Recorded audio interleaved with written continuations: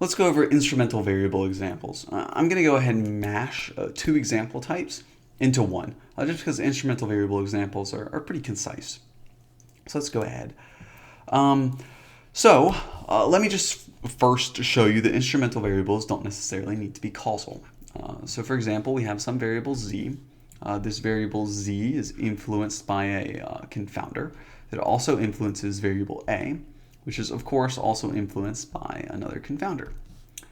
A, which is our treatment of interest, of course influences only one thing, that is y.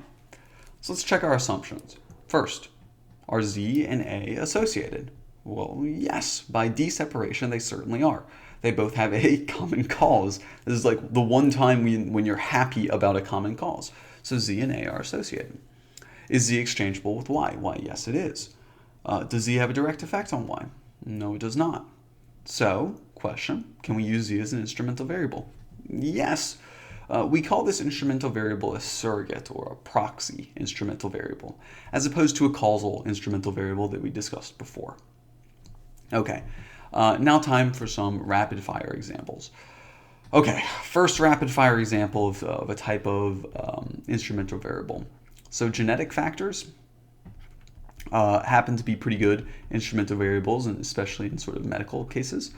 So for example, if you're interested in alcohol intake on, let's say, some sort of coronary disease, some specific types of people have genes that make it very hard for them to ingest alcohol, or make it very likely for them to ingest alcohol. And these genes are, of course, you could argue they are randomly done. So you have some sort of random dispersal of genes over a population.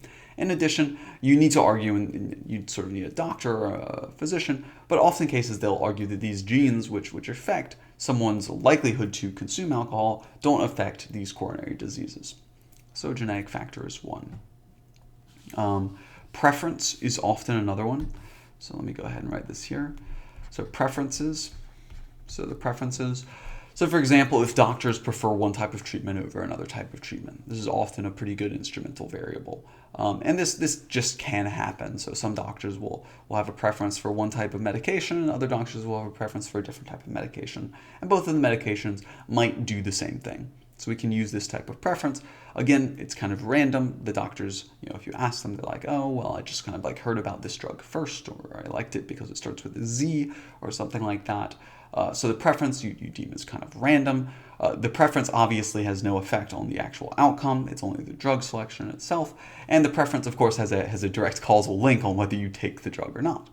So preference is a pretty good one. What is another good example? So a super famous example is draft eligibility.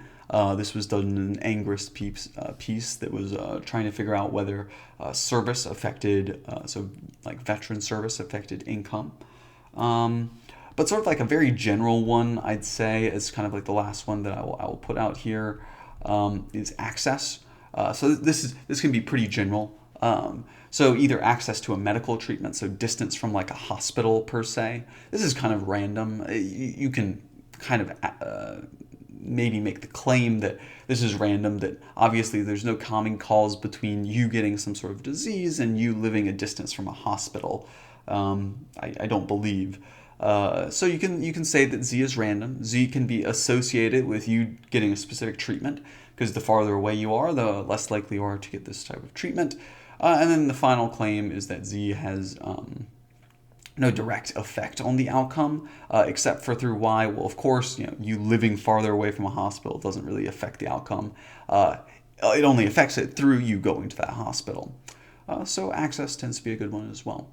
There's plenty others, and I'll include a link to some good ones down below. So hopefully this has helped. If you've got any questions or comments, please do.